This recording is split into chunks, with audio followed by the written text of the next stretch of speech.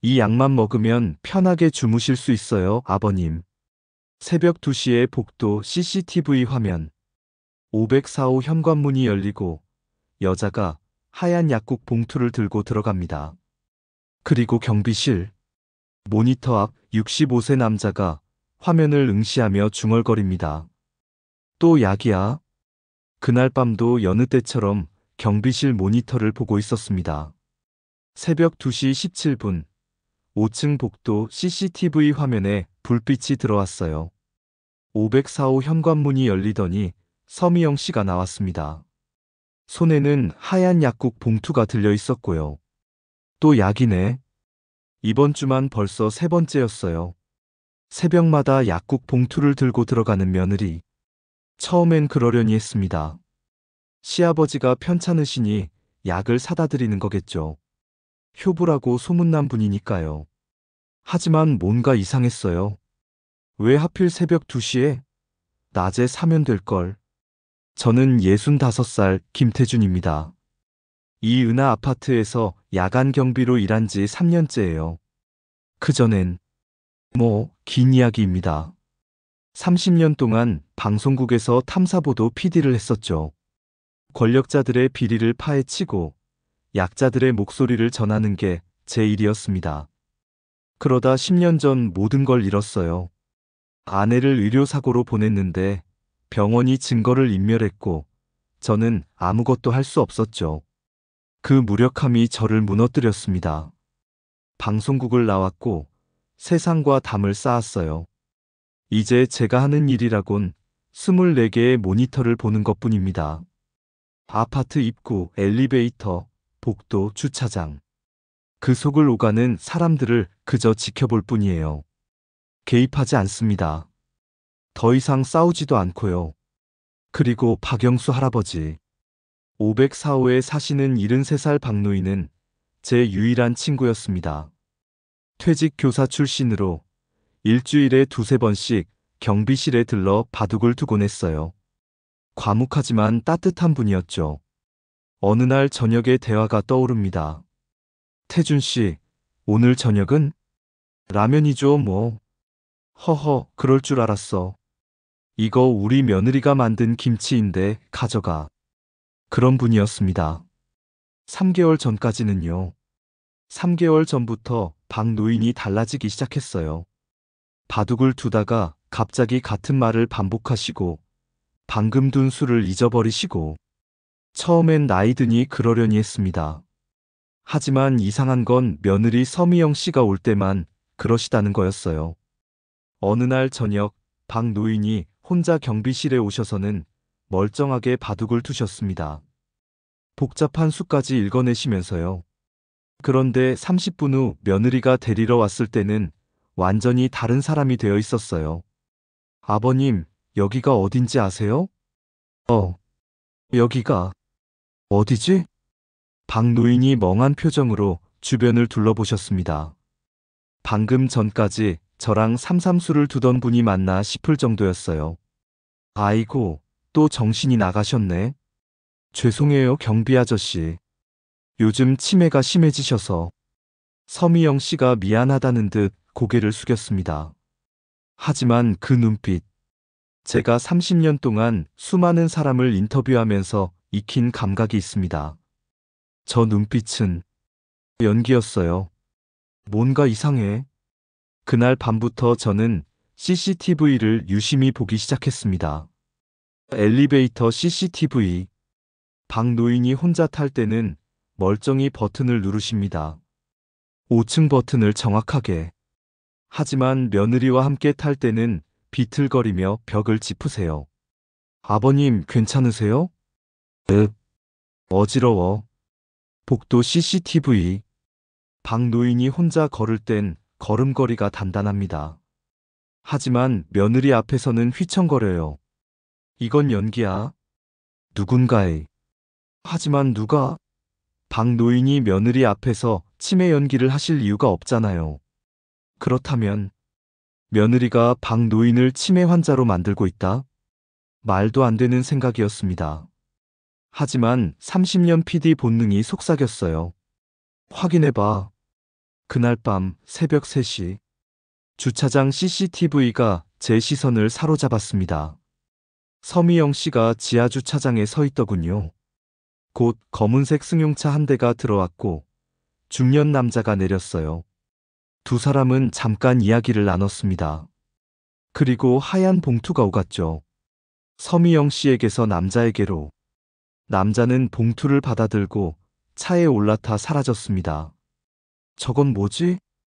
녹화 영상을 캡처해뒀습니다. 차 번호판도 선명하게 보였어요. 손이 저절로 움직였습니다. 오랜만에 느끼는 감각이었어요. 뭔가 파고들고 싶은, 진실을 밝히고 싶은 그 본능. 다음 날 아침, 박 노인이 경비실에 들르셨습니다. 평소처럼 바둑판을 펼치시더니 말씀하셨어요. 태준 씨, 나 이상해. 네? 뭐가요? 요즘 밤만 되면 기억이 안 나. 저녁 먹은 것도 기억 못하고, 어제 뭘 했는지도 모르겠고. 근데 낮에는 멀쩡하거든. 이게 치매가 맞나? 박 노인의 눈빛은 또렷했습니다. 혼란스럽지만 자신의 상태를 정확히 인지하고 계셨어요. 병원은 다니세요? 응. 며느리가 데려가는데. 의사 선생이 치매 초기래. 약 먹으면 나아진대. 약은 언제 드세요? 저녁마다. 며느리가 챙겨줘. 그 순간 퍼즐 조각이 맞춰지기 시작했습니다. 새벽마다 사오는 약, 저녁마다 먹이는 약, 약을 먹은 후에만 이상해지는 박노인, 주차장에서 돈을 주고받는 남자. 설마. 저는 캡처한 차량 번호를 확대해서 봤습니다. 33호 5892. 이 차는 누구 거지? 차량 번호만으로는 알 수 없었어요. 하지만 30년 PD 생활이 허투루 쌓인 게 아닙니다. 인맥이 있죠. 다음 날 아침, 오랜만에 전화를 걸었습니다. 여보세요, 강 기자님? 태준이 형. 오랜만이네요. 무슨 일이세요? 부탁이 하나 있는데. 차량 번호 조회 좀 부탁할 수 있을까? 사흘 후, 강 기자에게서 문자가 왔습니다. 차량 소유주 정태식 53세. 2019년 향정신성 의약품 불법 유통으로 집행유예. 현재 의약품 도매업 운영 중. 손이 얼어붙었어요. 향정신성 의약품. 며느리가 만난 남자는 약물 유통업자였습니다. 그것도 전과자. 왜 효부로 소문난 며느리가 새벽에 그런 사람과 돈을 주고받았을까요? 일단 며느리에 대해 더 알아봐야 해. 저는 노트북을 켜고 서미영을 검색했습니다. 하지만 너무 흔한 이름이라 수천 개의 결과만 나올 뿐이었죠. 단서가 더 필요해. 며칠 후, 박 노인이 경비실에 들렀습니다. 바둑을 두다가 문득 말씀하셨어요. 태준 씨, 우리 며느리 이상해. 어떡해요? 가끔 전화 받을 때 다른 이름으로 받더라고. 내가 잘못 들은 건가? 제 귀가 쫑긋했습니다. 무슨 이름인데요? 지은이? 수정이? 그런 이름 같은데. 나이 들어서 귀가 어두워졌나 봐. 지은, 수정. 서미영의 진짜 이름이 아니라면? 그날 밤, 저는 다시 노트북 앞에 앉았습니다. 검색창에 입력했어요. 김지은 재혼 사망. 엔터를 눌렀습니다. 화면에 기사 하나가 떴습니다. 서울 강서구 40대 남성 자택에서 숨진 채 발견. 유족 김지은 씨 남편이 우울증 있었다 주장. 사진이 있었어요. 검은 상복을 입은 여자. 서미영이었습니다. 손이 떨렸습니다. 하지만 확신이 필요했어요. 다시 검색했습니다. 이수정 재혼 사망. 또 하나의 기사. 부산 해운대 사업가 음주운전 사고사. 결혼 1년 만에 비극. 아내 이수정 씨 너무 충격. 이번에도 사진이 있었죠. 역시 서미영이었습니다. 세 장의 사진을 나란히 놓고 비교했어요. 김지은, 이수정, 서미영. 머리 스타일만 달랐을 뿐 얼굴은 똑같았습니다. 두 남자 모두 결혼 1년 안에 사망했습니다. 그리고 2번 다 거액의 보험금이 지급됐죠. 이 여자가 박노인도? 손이 떨렸습니다. 10년 전 아내를 잃었을 때의 무력함이 되살아났어요. 그때도 저는 진실을 알았지만 증거가 없어서 아무것도 못했습니다. 하지만 이번엔 달라요. 저는 천천히 경비실 서랍을 열었습니다. 먼지 쌓인 외장하드 하나가 나왔어요. 30년간 제가 만든 탐사보도 영상들이 담긴 하드. 그리고 그 옆에 놓인 오래된 캠코더. 이번엔 막아야 해. 모니터 24개가 제 앞에서 깜빡였습니다. 엘리베이터, 복도, 주차장, 현관. 모든 순간을 기록하는 눈들. 그리고 저는 이 눈들을 읽는 법을 알고 있습니다. 새벽 4시 5층 복도 CCTV에 다시 서미영 씨가 나타났습니다.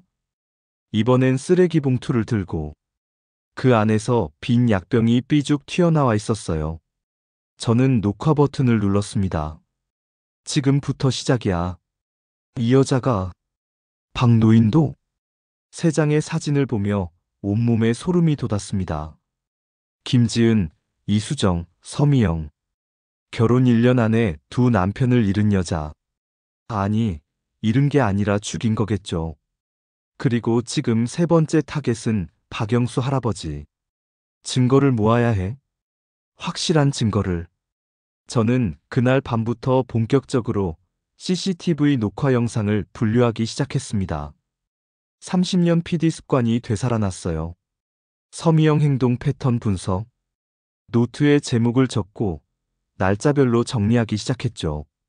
일주일간 관찰한 결과 명확한 패턴이 보였습니다. 엘리베이터 CCTV 2025년 3월 15일 오후 2시. 박노인이 혼자 1층 로비에서 엘리베이터를 타십니다. 5층 버튼을 정확하게 누르시고 스마트폰으로 뉴스를 보고 계세요. 멀쩡합니다. 엘리베이터 CCTV 2025년 3월 15일 오후 6시. 며느리와 함께 병원 다녀오시는 길. 박노인이 비틀거리며 벽을 짚습니다. 아버님 괜찮으세요? 어지러우시죠? 여기가 어디지? 병원 다녀오는 길이에요. 금방 집이니까 조금만 참으세요. 며느리의 목소리는 걱정으로 가득했어요.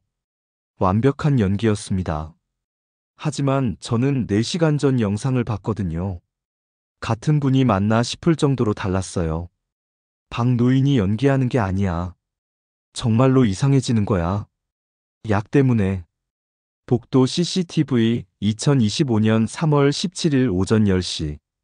박노인이 혼자 산책 나가십니다. 걸음걸이가 단단하고 계단도 거뜬히 내려가세요. 복도 CCTV 2025년 3월 17일 오후 8시. 며느리가 부축해서 집에 들어갑니다. 박노인이 휘청거리며 현관문을 못 찾으세요. 아버님 여기에요.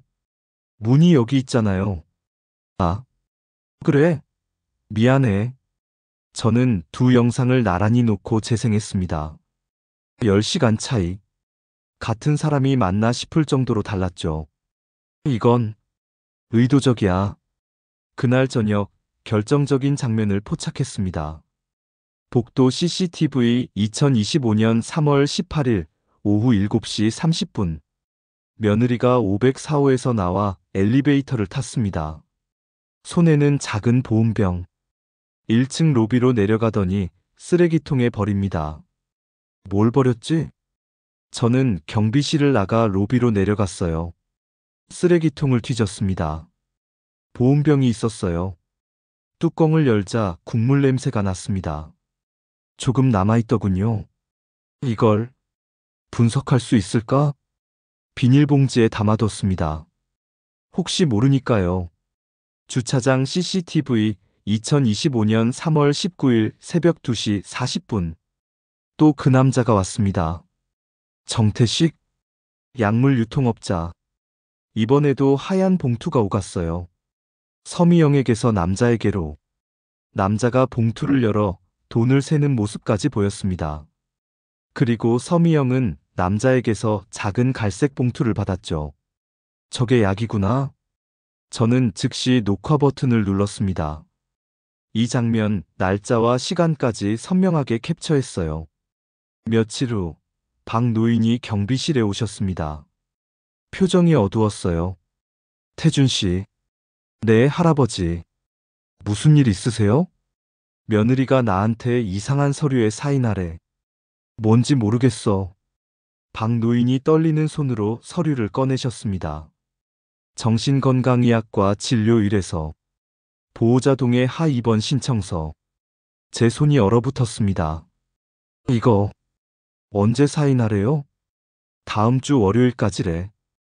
병원 입원한대. 4일 후였습니다. 할아버지, 사인 안 하셨죠? 아직. 뭔지 모르겠어서. 며느리는 건강검진이래. 건강검진이 아니야. 강제 입원이야. 저는 박 노인의 손을 꽉 잡았습니다. 할아버지, 절대 사인하지 마세요. 왜? 뭔데? 제가 지금 조사하고 있는 게 있어요. 며느리분이 좀 이상해요. 박 노인의 눈빛이 흔들렸습니다.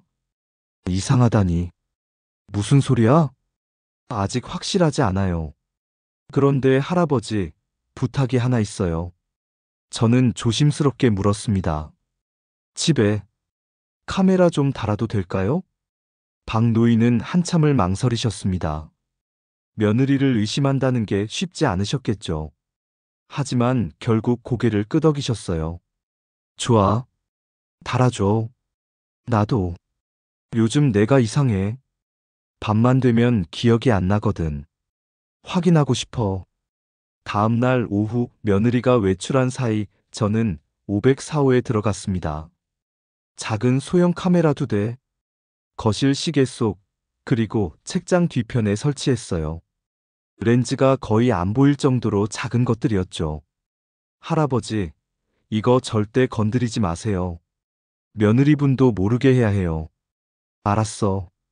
근데 태준 씨, 정말로 우리 며느리가 아직 확실하지 않아요. 그냥 혹시 모르니까요. 거짓말이었습니다. 저는 이미 확신하고 있었거든요. 그날 밤 경비실로 돌아와 노트북을 켰습니다. 카메라 2대가 실시간으로 전송하는 영상이 화면에 떴어요. 거실이 한눈에 보였습니다.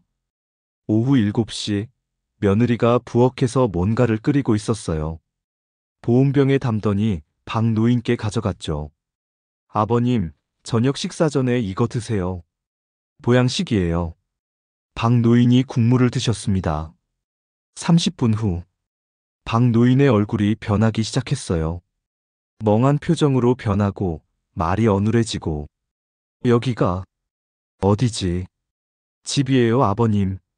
우리 집. 집? 내 집이. 어디더라? 며느리가 핸드폰을 꺼내 누군가에게 영상통화를 걸었습니다. 여보, 봐. 오늘도 이렇게 심해.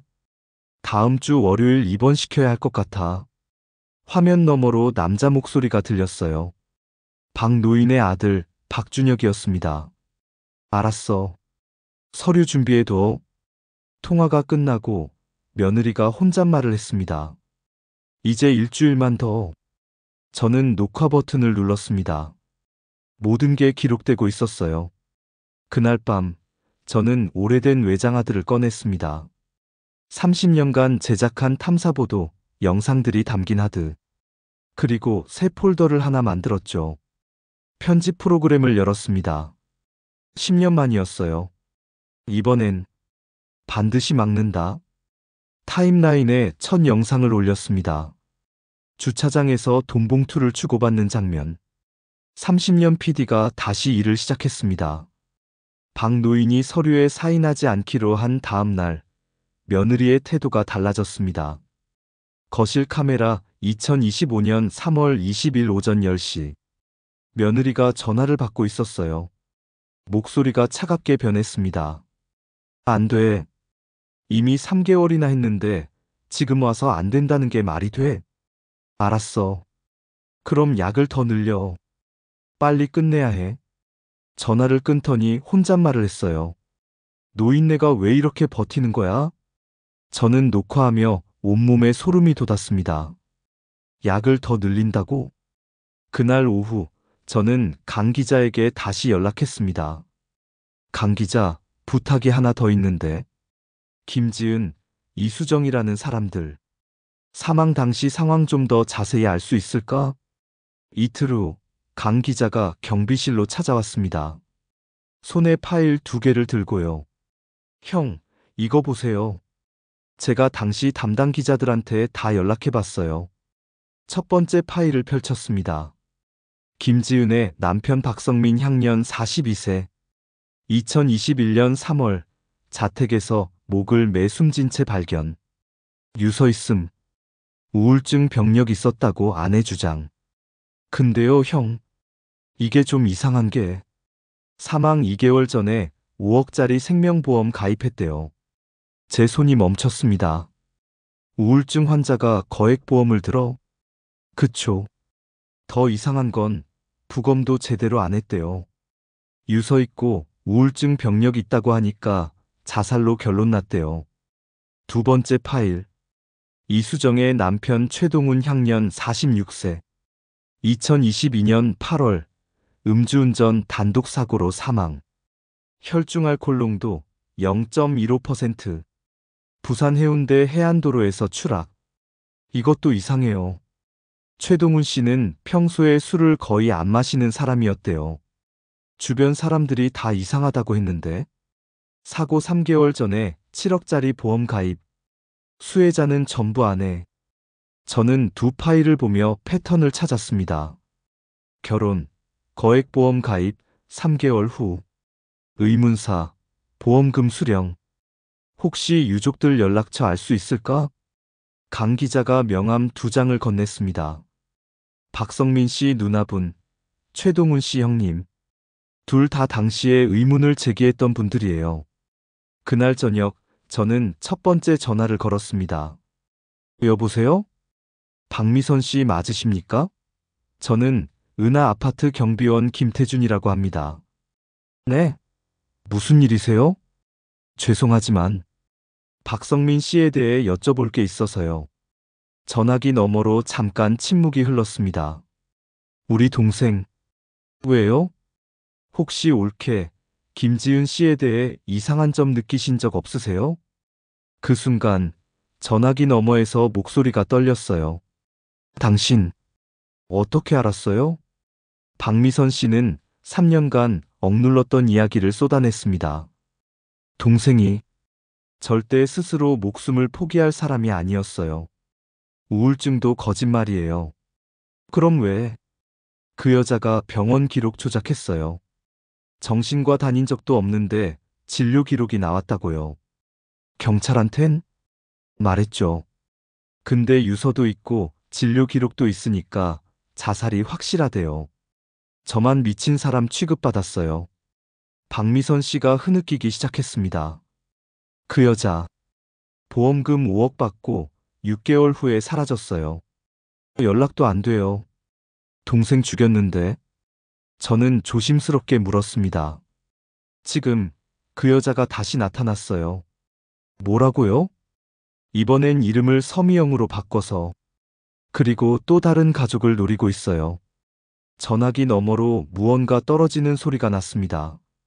다음 날 최동훈 씨의 형님께도 전화를 걸었습니다. 최진혁 씨 역시 비슷한 이야기를 했어요. 동생이 음주운전을 절대 안 해요. 술도 거의 안 마시는 사람인데. 사고 당일 블랙박스 영상은요? 그게 고장났대요. 하필 그날만. 이상하죠? 그리고 사고 전날 동생이 저한테 전화했어요. 이상한 말을 하더라고요. 제 귀가 쫑긋했습니다. 무슨 말을? 형, 나 요즘 밤만 되면 기억이 안 나. 와이프가 뭘 먹이는 것 같아. 이상해. 그러더라고요. 그리고 다음날 사고로 죽었어요. 저는 지금도 확신해요. 그 여자가 죽였다고. 저는 숨이 막혔습니다. 밤만 되면 기억이 안 나. 박영수 할아버지와 똑같았어요. 거실 카메라 2025년 3월 21일 오후 8시. 며느리가 보온병을 준비하고 있었습니다. 이번엔 평소보다 양이 많았어요. 갈색 봉투에서 약을 꺼내 국물에 탔습니다. 한 번, 두 번, 세 번. 약을 늘렸어. 박 노인이 거실로 나왔습니다. 세아가, 나 오늘은 그거 안 마실래? 왜요, 아버님? 몸에 좋은 건데. 그냥, 속이 안 좋아서. 며느리의 표정이 굳어졌어요. 아버님, 이거 안 드시면 건강 안 좋아지세요. 의사 선생님이 꼭 드시래요. 그래도 오늘은. 며느리가 목소리를 높였습니다. 아버님, 왜 이러세요? 자식들도 안 드리는 보약을 제가 매일 챙겨드리는데. 박 노인이 놀라서 물러났어요. 결국 보온병을 받아들고 조금 드셨습니다. 30분 후, 박 노인의 눈빛이 흐려졌습니다. 며느리가 휴대폰을 꺼내 사진을 찍었어요. 멍한 표정의 박 노인을. 그리고 문자를 보냈습니다. 저는 즉시 확대해서 봤어요. 문자 내용이 보였습니다. 이 정도면 입원 가능하죠? 서류 다시 보냅니다. 받는 사람은 정신과 병원 이름이었습니다. 그날 밤, 저는 편집실 타임라인에 새로운 영상들을 추가했습니다. 주차장 거래 장면, 엘리베이터 두 얼굴, 거실 약물 투약 장면, 며느리의 전화 통화, 그리고 새로 만든 자막. 피해자 1, 박성민 2021년 사망보험금 5억. 피해자 2, 최동훈 2022년 사망보험금 7억. 피해자 3, 박영수 진행 중. 저는 박미선 씨와 최진혁 씨에게 다시 전화를 걸었습니다. 두 분께 부탁드릴 게 있습니다. 뭔데요? 증언해 주실 수 있으세요? 제가 영상을 만들고 있는데 두 분의 이야기가 필요해요. 당연하죠. 그 여자를 잡을 수 있다면 뭐든 하겠어요. 편집 타임라인이 점점 길어졌습니다. 30분짜리 다큐멘터리가 만들어지고 있었어요. 제목은 이미 정해뒀습니다. 연쇄사망보험 사기범 서미영의 진실. 그날 새벽 경비실 문이 열렸습니다. 박 노인이었어요. 잠옷 차림의 맨발로. 태준 씨. 할아버지, 어떻게 된 거예요? 박 노인이 떨리는 목소리로 말했습니다. 나 오늘 밤에 정신 차렸어. 약을 다 마신 척하고 반만 마셨거든. 그래서 정신이 좀 돌아왔는데 며느리가 하는 말을 들었어. 이제 며칠 안 남았어. 입원시키고 서류 처리하면 끝이야. 박 노인의 눈에 눈물이 고였습니다. 태준 씨, 우리 며느리가 정말로 나를? 죄송해요, 할아버지. 제가 더 빨리 말씀드렸어야 했는데. 박 노인이 제 손을 잡았어요. 아니야. 내가 믿기 싫었던 거지. 그런데 이제 어떻게 해야 하지? 저는 모니터를 가리켰습니다. 편집 중인 영상이 재생되고 있었어요. 할아버지, 이틀만 기다려주세요. 제가 끝내겠습니다. 박 노인이 화면을 보며 고개를 끄덕였습니다. 고마워, 태준 씨. 정말 고마워. 그날 밤, 저는 처음으로 박 노인과 함께 바둑을 두지 못했습니다. 대신 나란히 앉아 모니터를 봤어요. 504호 거실. 며느리가 잠들어 있었습니다. 그 여자는 아직 몰랐죠. 카메라가 모든 걸 보고 있다는 걸. 2025년 3월 23일 토요일. 입원 예정일까지 이틀 남았습니다. 박 노인은 그날 이후 며느리 몰래 경비실에 숨어 지냈어요. 제 뒤 작은 휴게실에서요. 태준 씨 미안해. 내가 짐이 되는 것 같아서. 무슨 말씀이세요? 할아버지 목숨이 걸린 문제인데요. 저는 편집을 계속했습니다. 이제 거의 완성 단계였어요. 복도 CCTV 2025년 3월 23일 오전 9시. 며느리가 504호 현관문을 열고 나왔습니다. 주변을 두리번거리더니 급하게 핸드폰을 꺼냈어요. 엘리베이터로 내려가 1층 로비 구석진 곳에서 통화를 시작했습니다. 저는 로비 CCTV를 확대했어요. 입모양이 보였습니다. 어디 간 거야? 아침부터 없어. 미쳤어? 이틀밖에 안 남았는데 도망갔으면 어떡해? 알았어. 찾아봐. 나도 찾을게. 며느리가 다급하게 아파트 밖으로 나갔습니다. 박 노인을 찾고 있어. 저는 휴게실 문을 살짝 열고 박 노인을 봤어요. 잠들어 계셨습니다. 3일간 제대로 못 주무셨거든요. 조금만 더 버텨주세요, 할아버지. 오후 2시 경비실 문이 열렸습니다. 며느리였어요. 경비 아저씨, 혹시 우리 시아버님 못 보셨어요? 저는 최대한 자연스럽게 연기했습니다. 아니요, 못 봤는데요. 무슨 일 있으세요? 아침부터 안 계셔서. 혹시 산책 나가셨나 해서요. 아, 요즘 날씨 좋으니까 공원에 가신 거 아닐까요? 며느리가 제 얼굴을 유심히 봤습니다. 의심하는 눈빛이었어요. 그렇겠죠. 그런데 CCTV 좀 확인할 수 있을까요? 몇 시에 나가셨는지. 제 심장이 쿵 내려앉았습니다. 아, 그게 CCTV는 개인정보라 함부로 보여드릴 수가. 시아버님이 치매가 있으세요. 걱정돼서 그러는데 이것도 안 돼요? 며느리의 목소리에 날이 서 있었어요. 그럼 관리사무소에 문의해 보세요. 저는 권한이 없어서. 며느리가 짜증스럽게 돌아섰습니다. 그랬어요. 문이 닫히고 저는 한숨을 내쉬었습니다. 들켰나? 주차장 CCTV 2025년 3월 23일 오후 4시. 며느리가 그 남자를 또 만났습니다. 정태식? 이번엔 대화가 격양되어 있었어요. 왜 깨어난 거야? 약을 3배로 늘렸는데. 그건 나도 모르지. 체질 차이가 있을 수 있어. 이틀밖에 안 남았어. 입원 못 시키면 다 틀어져. 정태식이 담배를 피우며 말했습니다.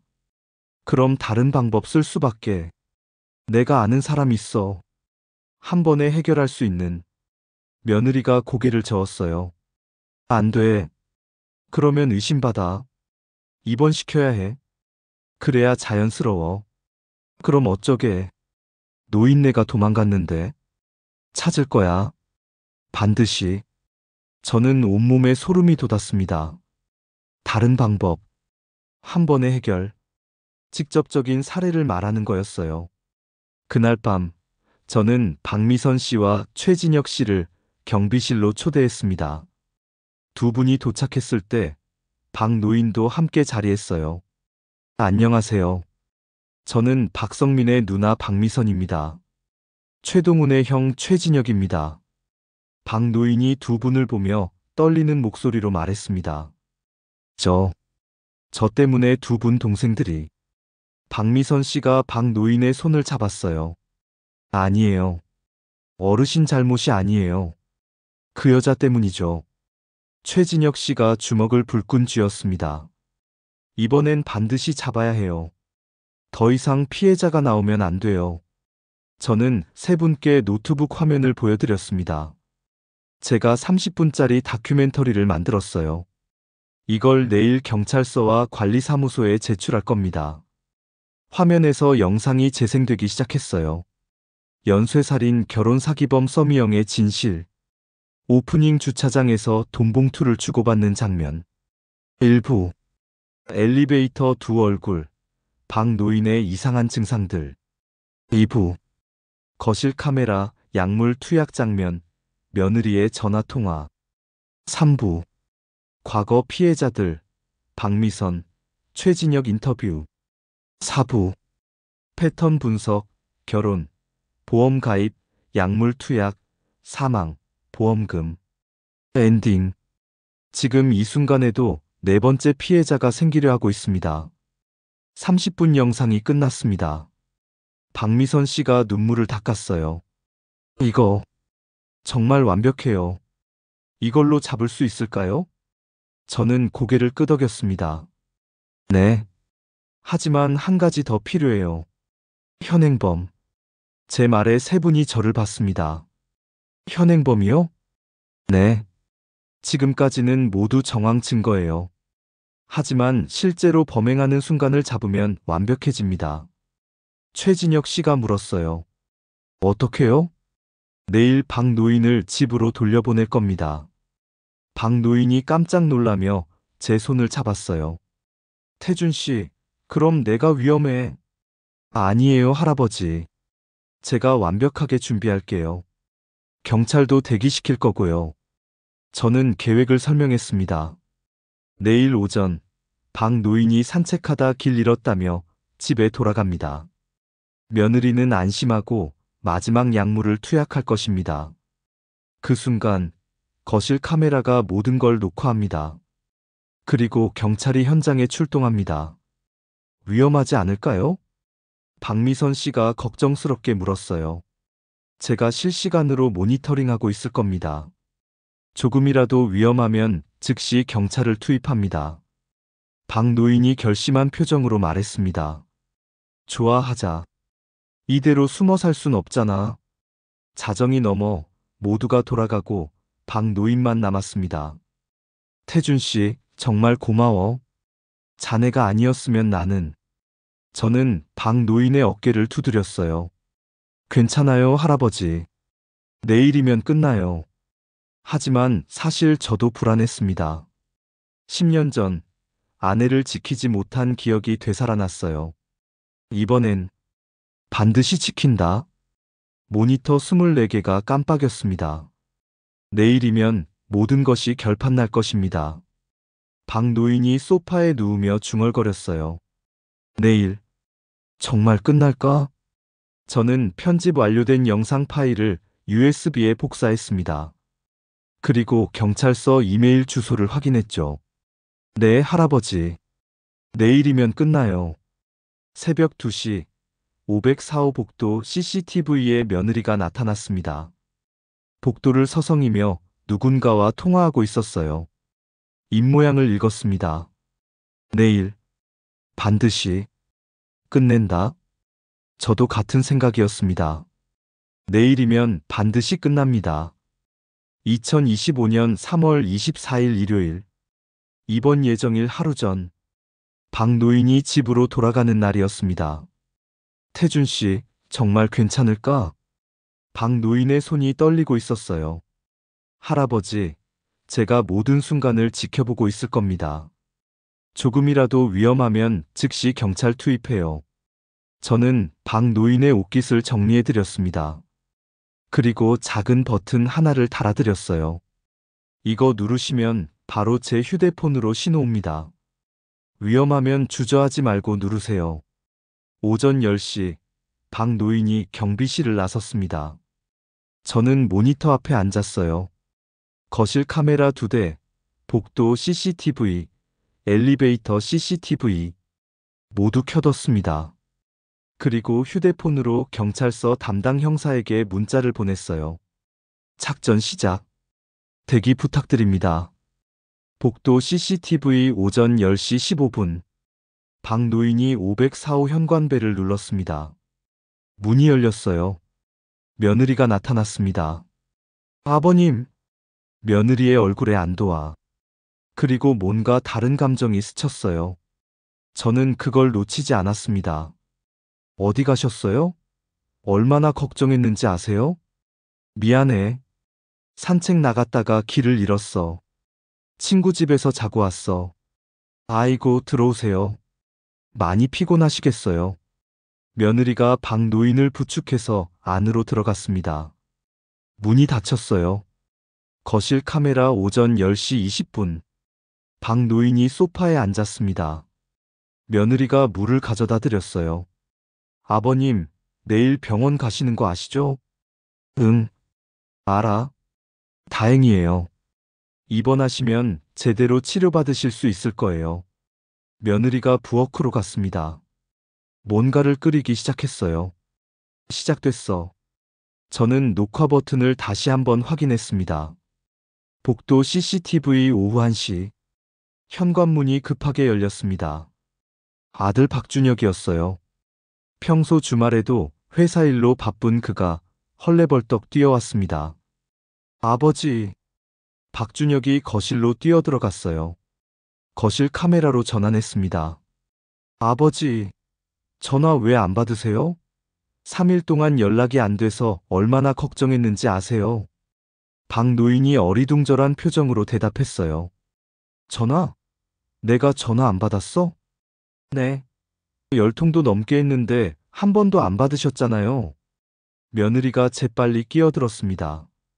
여보, 아버님이 요즘 전화기 사용법을 잘 몰라서 제가 대신 받으려고 했는데 못 받나 봐. 박준혁이 아버지 핸드폰을 집어들었어요. 착신 기록을 확인합니다. 착신 10통. 모두 받지 않음. 아버지, 정말 전화 못 받으세요? 뭔 소리야? 나 전화 잘 받는데? 그 순간 박준혁의 표정이 미묘하게 변했습니다. 오후 2시 며느리가 보온병을 들고 왔습니다. 아버님, 이거 드세요. 기력 회복에 좋은 거예요. 박 노인이 보온병을 받아들었어요. 손이 떨렸습니다. 그 사이 박 노인은 소파에 앉아 자연스럽게 핸드폰으로 뉴스를 보고 계셨어요. 박준혁이 그 모습을 보고 멍하니 서 있었습니다. 며느리가 돌아봤어요. 왜 그래, 여보? 아버지, 핸드폰 쓰실 줄 아시네. 박 노인이 고개를 들었어요. 당연하지. 이거 내가 매일 쓰는 건데. 며느리의 얼굴이 순간 굳어졌습니다. 아, 그게 가끔 괜찮을 때도 있어요. 박준혁이 며느리를 빤히 쳐다봤습니다. 아까는 전화기 사용법도 모른다고 했잖아. 치매가 그래요, 여보. 왔다 갔다 하는 거야. 조금 전까지 못 쓰시다가 지금은 쓰시고. 그래. 박준혁의 목소리가 차갑게 식었습니다. 오후 3시, 박 노인이 보양식을 조금 드셨습니다.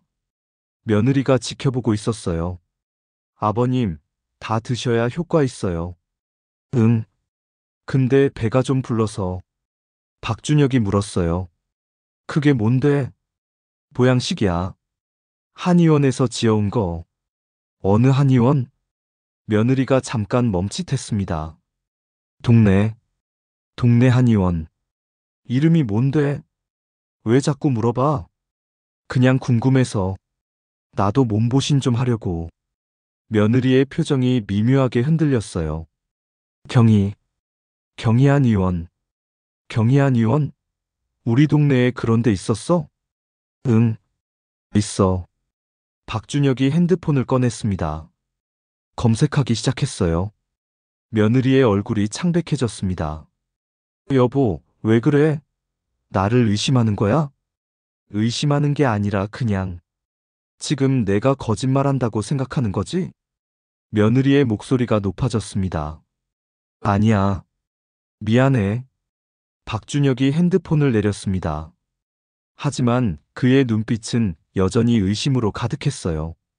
30분 후, 박 노인의 눈빛이 흐려지기 시작했어요. 여기가 어디지? 며느리가 재빨리 핸드폰을 꺼냈습니다.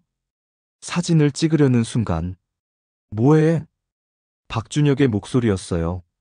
며느리가 깜짝 놀라며 핸드폰을 내렸습니다. 아, 아버님 상태 기록하려고. 의사 선생님한테 보여드리려고. 사진으로? 동영상도 아니고? 응.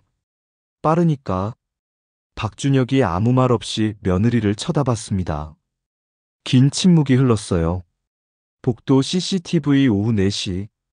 박준혁이 집 밖으로 나왔습니다. 핸드폰으로 통화를 시작했어요. 저는 복도 CCTV를 확대했습니다. 입모양을 읽었어요. 형, 뭐가 좀 이상해. 우리 와이프 말이야. 뭔가 앞뒤가 안 맞아. 아버지가 전화기 못 쓴다고 했는데 멀쩡히 쓰시고 한의원 이름도 검색하니까 없고. 내가 예민한 건가? 근데 뭔가 이상해. 박준혁이 복도를 서성였습니다. 알았어. 내가 조금 더 지켜볼게. 통화가 끝났습니다. 저는 생각에 잠겼어요. 아들이 눈치챘어. 거실 카메라 오후 6시. 박준혁이 다시 집 안으로 들어왔습니다. 며느리가 저녁 준비를 하고 있었어요. 박 노인은 이미 방에서 주무시고 계셨습니다. 여보. 응? 아버지. 정말로 치매 맞아? 며느리의 손이 멈췄습니다. 무슨 소리야? 의사 선생님이 그러셨잖아. 어느 병원? 서울대병원. 진료 기록 볼 수 있을까? 공기가 얼어붙었습니다. 며느리가 천천히 돌아섰어요. 눈빛이 차갑게 변했습니다. 박준혁, 지금 나한테 뭐라는 거야? 아니, 그냥 확인하고 싶어서. 내가 시아버지 모시는데 얼마나 힘든지 알아? 밤마다 약 챙겨드리고, 병원 모시고, 보양식 끓여드리고. 그런데 이제 나를 의심해? 며느리의 목소리가 떨렸습니다. 미안해. 내가 잘못 생각했어. 박준혁이 물러섰습니다. 하지만 저는 봤어요. 그의 주먹이 떨리고 있다는 걸. 밤 9시, 거실 카메라에 박준혁이 혼자 앉아 있었습니다. 며느리는 방에 들어가고, 박 노인은 주무시고, 박준혁이 핸드폰을 꺼내더니 뭔가를 검색하기 시작했어요. 화면을 확대했습니다. 치매 증상 왔다 갔다 하는 이유. 약물로 인한 치매 증상. 항정신성 의약품 부작용. 아들이 스스로 진실을 찾기 시작한 거였습니다. 밤 11시, 며느리가 부엌으로 나왔습니다. 거실 카메라가 포착했어요. 며느리가 냉장고에서 갈색 봉투를 꺼냈습니다. 정태식에게서 받은 그 약. 보온병에 약을 탔어요. 평소보다 더 많이. 그리고 혼잣말을 했습니다. 내일이면 끝이야. 저는 즉시 녹화 파일을 저장했습니다. 그리고 경찰서에 문자를 보냈어요. 내일 오전 9시. 504호. 현행범 체포 준비 부탁드립니다. 휴대폰이 진동했습니다. 준비 완료. 출동 대기하겠습니다.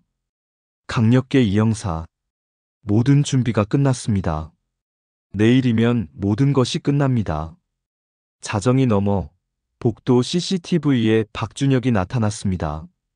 밤늦게 혼자 밖으로 나오는 모습. 그는 복도를 서성이다가 갑자기 경비실 쪽으로 걸어왔어요. 설마. 경비실 문이 열렸습니다. 박준혁이 들어왔어요. 경비 아저씨. 죄송한데요. 저는 최대한 자연스럽게 대답했습니다. 네, 무슨 일이세요? 박준혁이 머뭇거렸습니다. 그리고 조심스럽게 물었어요. 우리 아버지. 504호 박영수 씨요.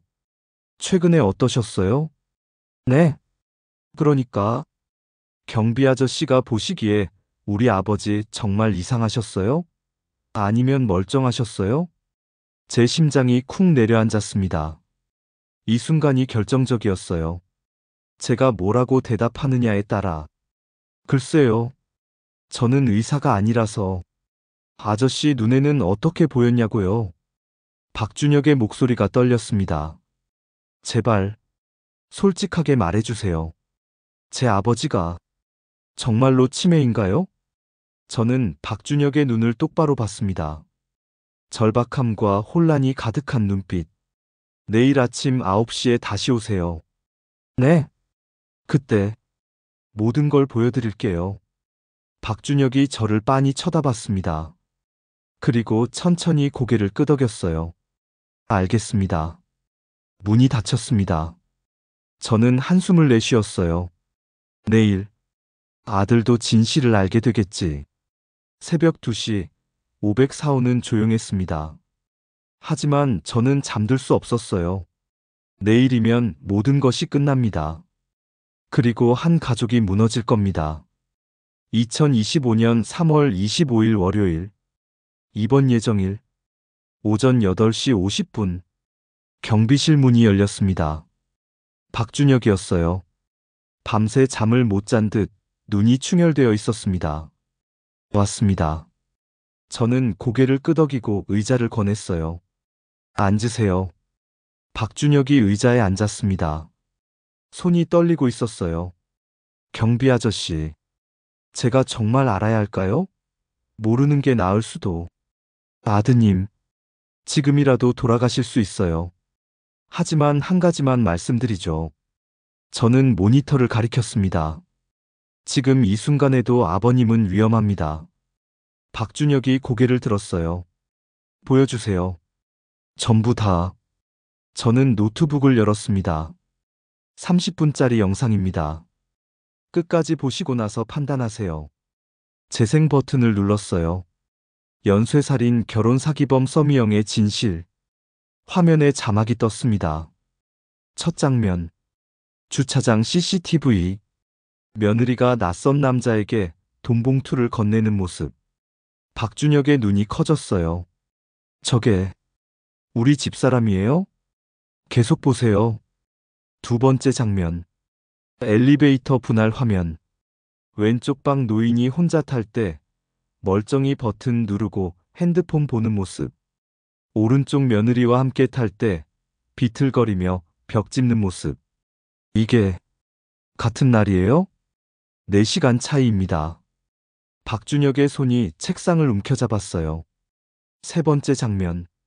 거실 카메라. 며느리가 보온병에 갈색 가루를 타는 모습. 한 번, 두 번, 세 번. 저건 한약재가 아니잖아. 항정신성 의약품입니다. 박준혁의 얼굴이 창백해졌습니다. 네 번째 장면. 며느리의 전화통화. 이제 일주일만 더. 입원시키고 서류 처리하면 끝이야. 박준혁이 의자에서 벌떡 일어났어요. 잠깐만요. 이건 계속 보세요. 아직 안 끝났습니다. 다섯 번째 장면. 인터뷰 영상. 박미선 씨가 눈물을 흘리며 말했습니다. 제 동생은 절대 자살할 사람이 아니었어요. 그 여자가 김지은이라는 이름으로 접근해서. 박준혁의 입이 벌어졌어요. 김지은? 그게 무슨... 화면에 사진이 나타났습니다. 세 장의 사진. 김지은, 이수정, 서미영. 머리 스타일만 다를 뿐 같은 얼굴. 거짓말이야. 거짓말. 박준혁이 중얼거렸습니다. 여섯 번째 장면. 최진혁 씨의 인터뷰. 동생이 사고 전날 전화했어요. 형, 나 요즘 밤만 되면 기억이 안 나. 와이프가 뭘 먹이는 것 같아. 그리고 다음 날 죽었어요. 박준혁의 손이 떨렸습니다. 아버지도 똑같은 말씀을 하셨어. 마지막 장면. 며느리가 부엌에서 혼잣말하는 모습. 내일이면 끝이야. 입원시키고 6개월만 있으면 25억은 내 거야. 영상이 끝났습니다. 경비실에 침묵만 흘렀어요. 박준혁이 떨리는 손으로 얼굴을 감쌌습니다. 아니야. 집사람이 그럴 리 없어. 아드님. 저는 조용히 말했어요. 이 모든 영상은 지난 3개월간 촬영된 겁니다. CCTV와 아버님 동의 하에 설치한 거실 카메라로요. 아버지가 알고 계셨어요? 네. 지금 아버님은 안전한 곳에 계십니다. 박준혁이 고개를 들었어요. 눈에 눈물이 고여 있었습니다. 저는 몰랐어요. 진짜 아버지가 치매인 줄 알았어요. 알고 있습니다. 제가 입원 서류에 보호자 동의까지 했어요. 제 손으로 아버지를. 박준혁이 흐느끼기 시작했습니다. 아드님, 아직 늦지 않았습니다. 저는 박준혁의 어깨를 두드렸어요. 지금부터 해야 할 일이 있어요. 뭔데요? 오전 10시에 정신병원 직원들이 아버님을 데리러 올 겁니다. 그 순간 경찰이 출동합니다. 경찰이요? 네. 현행범으로 체포하기 위해서요. 박준혁이 고개를 끄덕였어요. 알겠습니다. 제가 할 일이 뭔가요? 아무것도 모르는 척 하세요. 그리고 이 시간에 집에 계세요. 네. 박준혁이 일어서려다가 멈췄습니다. 경비 아저씨, 제 아버지는 저를 용서하실까요? 저는 잠시 생각했습니다. 그건 아버님께 직접 물어보셔야죠. 오전 9시 30분, 박준혁이 504호로 돌아갔습니다. 저는 휴대폰으로 경찰서에 문자를 보냈어요. 10시 정각. 준비 부탁드립니다. 곧 답장이 왔습니다. 3분 거리에서 대기 중. 신호 주시면 즉시 출동. 이 형사. 그리고 박미선 씨와 최진혁 씨에게도 문자를 보냈어요. 오늘 끝납니다. 10시에 504호 앞으로 오세요. 모든 준비가 끝났습니다. 거실 카메라 오전 9시 40분. 박준혁이 집에 들어갔어요. 며느리가 부엌에서 나왔습니다. 어디 갔다 와? 그냥 산책. 며느리가 의심스러운 눈으로 박준혁을 봤어요. 오늘 10시에 병원 직원들 온대. 집에 있어야 해. 알아. 박준혁의 목소리가 평소와 달랐습니다. 차갑고 굳어 있었어요. 며느리가 뭔가 눈치챈 듯 다가왔습니다. 여보, 무슨 일 있어? 아니, 아무 일도. 하지만 박준혁은 며느리를 쳐다보지 못했어요. 며느리가 박준혁의 손을 잡았습니다. 우리 오늘만 지나면 편해져. 아버님도 제대로 치료받으시고, 우리도 좀 쉴 수 있고. 박준혁이 며느리의 손을 뿌리쳤어요. 손 치워. 며느리의 표정이 굳어졌습니다. 뭐라고? 손 치우라고. 긴장이 흘렀습니다. 오전 9시 55분. 복도 CCTV에 두 사람이 나타났습니다. 박미선 씨와 최진혁 씨였어요. 504호 앞에서 멈춰 섰습니다. 그리고 저도 경비실을 나왔어요. 5층으로 올라갔습니다. 오전 10시 정각. 엘리베이터가 열렸습니다. 정신병원 직원 2명이 내렸어요. 하얀 가운에 서류 가방을 들고. 그리고 그 뒤로 경찰 4명이 따라 나왔습니다. 이 형사가 저를 보고 고개를 끄덕였어요. 초인종이 울렸습니다. 문이 열렸어요. 며느리가 나왔습니다. 오셨어요? 그 순간 며느리가 복도에 있는 사람들을 봤어요. 경찰, 박미선, 최진혁, 그리고 저. 며느리의 얼굴이 창백해졌습니다. 이게 무슨... 이 형사가 한 걸음 앞으로 나왔습니다. 서미영 씨, 살인 미수, 사기, 약물 투약 혐의로 체포합니다. 서미영 씨, 살인 미수, 사기, 약물 투약 혐의로 체포합니다. 이 형사의 목소리가 복도에 울려 퍼졌습니다. 며느리의 얼굴이 창백해졌어요. 하지만 곧 억지 미소를 지었습니다. 무슨 말씀이세요? 저는 아무것도... 묵비권을 행사할 수 있습니다. 변호사를 선임할 권리가... 잠깐만요. 며느리가 소리쳤어요. 이건 오해예요. 저는 그냥 시아버님 간호하고 있었을 뿐이에요. 박미선 씨가 한 걸음 앞으로 나왔습니다. 간호라고? 당신, 김지은 맞죠? 며느리의 얼굴이 굳어졌어요. 뭐라고요? 전 서미영인데. 거짓말 마세요. 당신이 제 동생 죽였잖아요. 3년 전에. 최진혁 씨도 나섰습니다. 내 동생도요. 2년 전 부산에서. 며느리가 뒷걸음질 쳤어요. 당신들, 누구예요? 그때 집 안에서 박준혁이 나왔습니다. 여보. 며느리가 박준혁을 봤어요. 여보, 이 사람들이 이상한 소리 하는데. 나 좀 도와줘. 하지만 박준혁은 차갑게 며느리를 쳐다봤습니다. 당신, 정말로 그랬어? 뭘? 우리 아버지한테 약을 먹였어? 며느리의 눈이 흔들렸어요. 무슨 소리야? 그건 한약.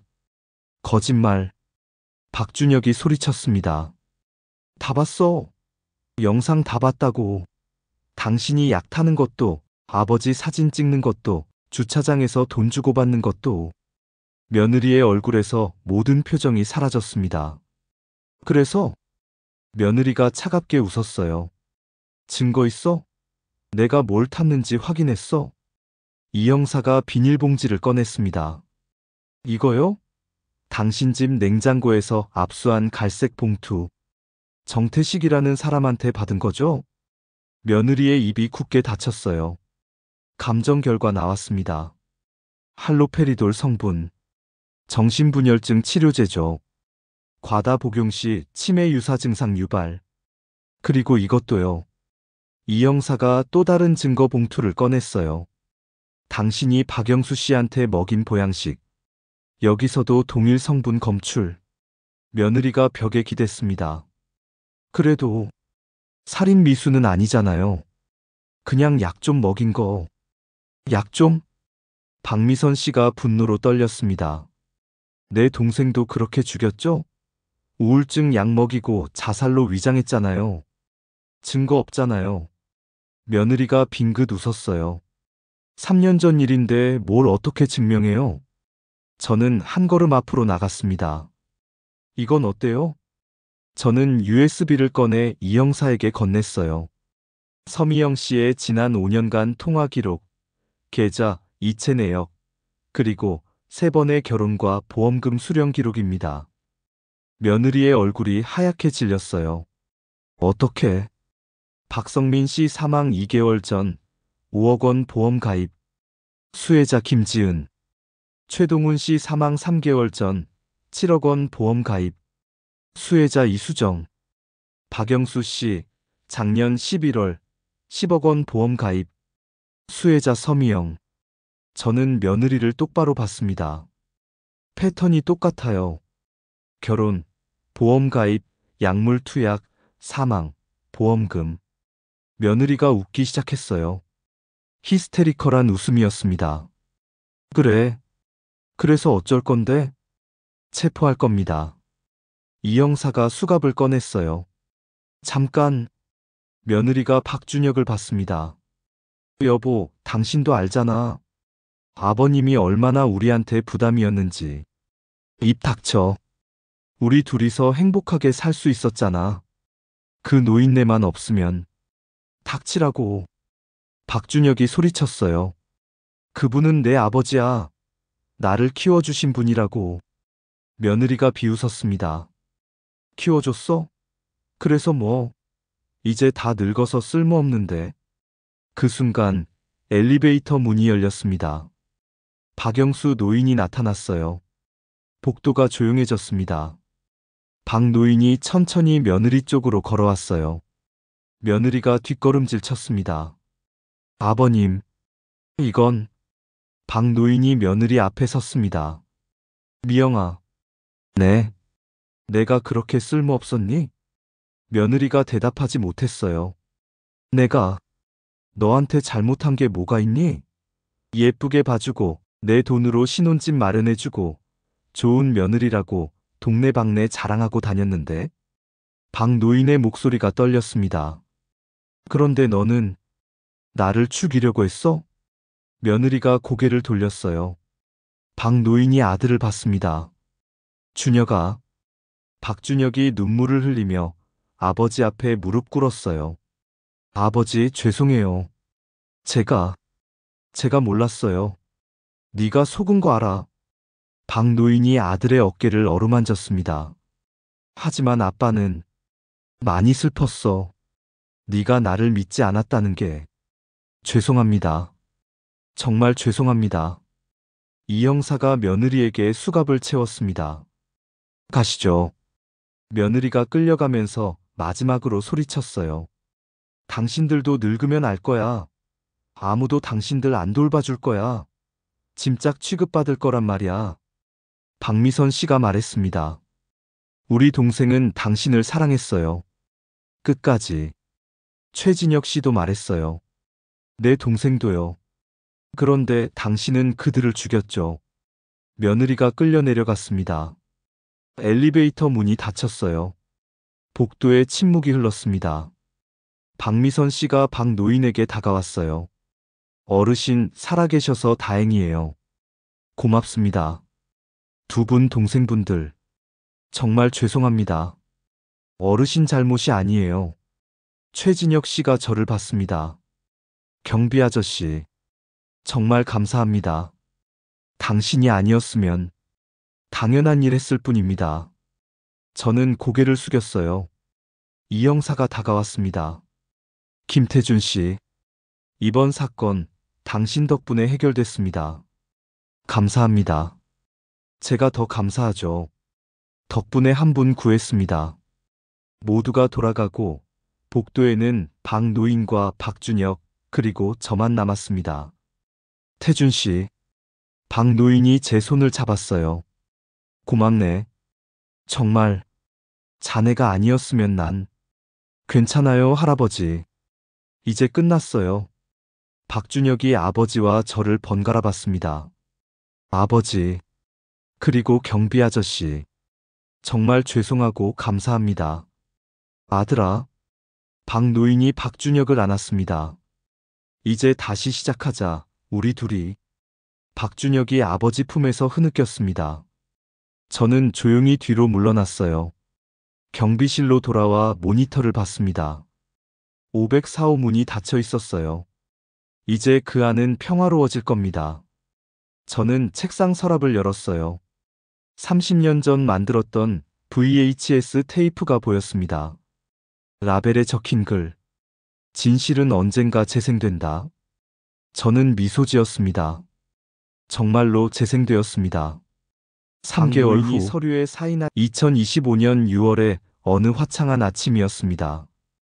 경비실 문을 열고 들어서니 박노인이 바둑판을 펼치고 계셨어요. 태준 씨, 오늘도 한 판? 그럼요, 할아버지. 저는 의자에 앉아 바둑알을 집었습니다. 3개월 전 그날 이후로 모든 것이 달라졌어요. 서미영, 본명 강미란. 재판 결과가 나왔습니다. 살인 미수, 사기, 약물 투약, 문서 위조. 그리고 결정적으로 박성민 씨와 최동훈 씨에 대한 살인 혐의까지 추가되었어요. 검찰이 재수사를 진행한 결과 두 사건 모두 타살 정황이 명확히 드러났습니다. 박성민 씨의 경우 목을 맨 흔적이 실제 자살과 달랐고, 최동훈 씨의 경우 사고 전 혈중알코올 농도가 인위적으로 조작된 정황이 발견되었죠. 판결 무기징역. 가석방 없는 종신형이었습니다. 재판 당일 법정에서 강미란을 봤어요. 형편없이 초췌해진 모습이었습니다. 최후 진술에서 그녀가 말했어요. 저는 그냥 살고 싶었을 뿐이에요. 가난하게 자라서 아무것도 가진 게 없어서 이렇게라도 해야 했어요. 판사가 물었습니다. 그렇다면 3명의 목숨을 빼앗을 권리가 있다고 생각하십니까? 강미란은 대답하지 못했어요. 방청석에 앉아있던 박미선 씨와 최진혁 씨가 눈물을 흘렸습니다. 판결이 선고되고 강미란이 법정을 나가면서 저를 봤어요. 원망의 눈빛이었습니다.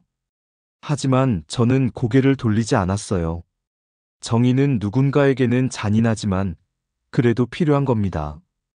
재판이 끝난 후 박미선 씨와 최진혁 씨가 저를 찾아왔어요. 경비 아저씨, 정말 감사합니다. 박미선 씨가 제 손을 잡았어요. 동생이 이제 편히 쉴 수 있을 것 같아요. 최진혁 씨도 고개를 숙였습니다. 3년간 미쳐 지냈어요. 동생이 억울하게 죽었는데 아무도 믿어주지 않았거든요. 그런데 아저씨 덕분에 당연한 일 했을 뿐입니다. 두 분은 서로를 위로하며 법정을 나갔어요. 그리고 저는 알았습니다. 정의가 늦게라도 실현되면 그것만으로도 의미가 있다는 걸. 박노인은 이제 건강을 많이 회복하셨어요. 약물 투약을 중단한 후 치매 증상은 완전히 사라졌습니다. 태준 씨 덕분에 내가 살았어. 정말 고마워. 아니에요, 할아버지. 할아버지가 용기 내주셔서 가능했어요. 박준혁은 회사를 그만뒀습니다. 아버지랑 시간을 보내고 싶어요. 지금까지 너무 일만 했던 것 같아서. 부자는 이제 매일 산책을 하고 함께 밥을 먹고 이야기를 나눕니다. 잃어버렸던 시간을 되찾는 중이에요. 어느 날 박준혁이 저를 찾아왔습니다. 경비 아저씨, 이거 받아주세요. 봉투를 내밀었어요. 이건 뭡니까? 사례금이요. 아버지 목숨 구해주신 거 돈으로 갚을 순 없지만 저는 웃으며 거절했어요. 전 필요 없어요. 대신 저는 봉투를 도로 건넸습니다. 아버님께 잘하세요. 그게 제일 큰 보답입니다. 사건이 끝나고 일주일 후 관리사무소에서 연락이 왔어요. 김태준 씨, 다음 달부터 주간 경비로 전환하시는 게 어때요? 나이도 있으시고. 저는 정중히 거절했습니다. 감사하지만 저는 그만두려고 합니다. 네? 왜요? 다른 일을 하려고요. 경비실을 나오는 날, 박 노인이 배웅을 나왔어요. 태준 씨, 정말 가는 거야? 네, 할아버지. 제가 해야 할 일이 생겼어요. 무슨 일인데? 저는 미소 지었습니다. 진실을 찾는 일이요. 6월 15일. 저는 작은 사무실 하나를 얻었습니다. 간판을 달았어요. 진실을 찾는 카메라, 탐사 채널. 30년 전 방송국에서 하던 일을 다시 시작하는 겁니다. 이번엔 방송국이 아니라 유튜브로 첫 영상을 업로드했어요. 제목 504호의 진실, 연쇄 결혼 사기범은 어떻게 잡혔나? 박노인의 동의를 받아 그동안의 모든 이야기를 30분 다큐멘터리로 만들었습니다. 물론 CCTV 영상도 모자이크 처리해서 함께요. 업로드 버튼을 눌렀습니다.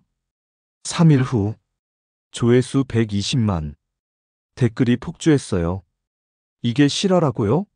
소름 돋네요. 경비 아저씨 진짜 멋있다. 이런 분이 진짜 영웅이지. 우리 어머니도 비슷한 일 겪으실 뻔했는데. 조심해야겠어요. 다음 편 언제 나와요? 구독 눌렀어요. 저는 웃었어요. 10년 만에 다시 사람들에게 이야기를 전하고 있었습니다. 이번엔 권력자의 비리가 아니라 우리 주변의 진실을. 두 번째 영상. 제목 경로당 할머니의 의뢰, 사기꾼을 찾아서. 동네 경로당 할머니가 저를 찾아왔었어요. 태준 씨, 우리 친구가 보이스피싱 당했는데 도와줄 수 있어? 저는 카메라를 들고 조사를 시작했습니다. CCTV 분석, 통화 기록 추적, 계좌역 추적. 30년 PD 경력이 빛을 발했어요. 결국 사기꾼을 찾아냈고 경찰에 제보했습니다.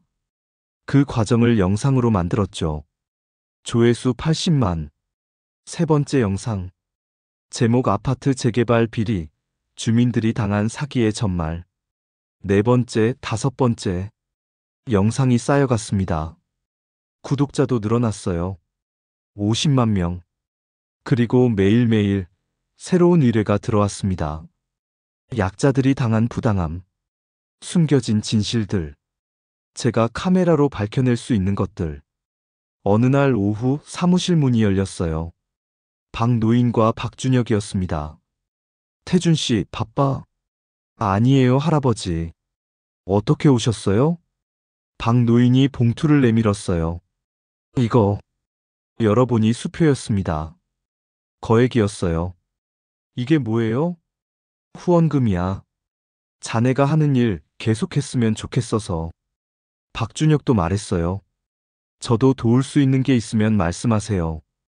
제가 영상 편집 정도는 할 수 있거든요. 저는 감동했습니다. 고맙습니다. 정말 고맙습니다. 그날 저녁, 저는 사무실에서 새 영상을 편집하고 있었어요. 책상 구석에 놓인 오래된 VHS 테이프가 눈에 들어왔습니다. 30년 전 미방령으로 끝난 탐사보도. 라벨에 적힌 글. 진실은 언젠가 재생된다. 저는 그 테이프를 손에 들었어요. 정말로 재생되었습니다. 그리고 이제는 멈추지 않을 겁니다. 창밖으로 은하 아파트가 보였어요. 504호 창문에 불이 켜져 있었습니다. 박노인과 박준혁이 함께 저녁을 먹고 있겠죠. 저는 미소 지으며 다시 편집에 집중했습니다. 오늘도 내일도 저는 진실을 찾을 겁니다. 카메라가 있는 한, 정의가 필요한 한, 저는 멈추지 않을 겁니다.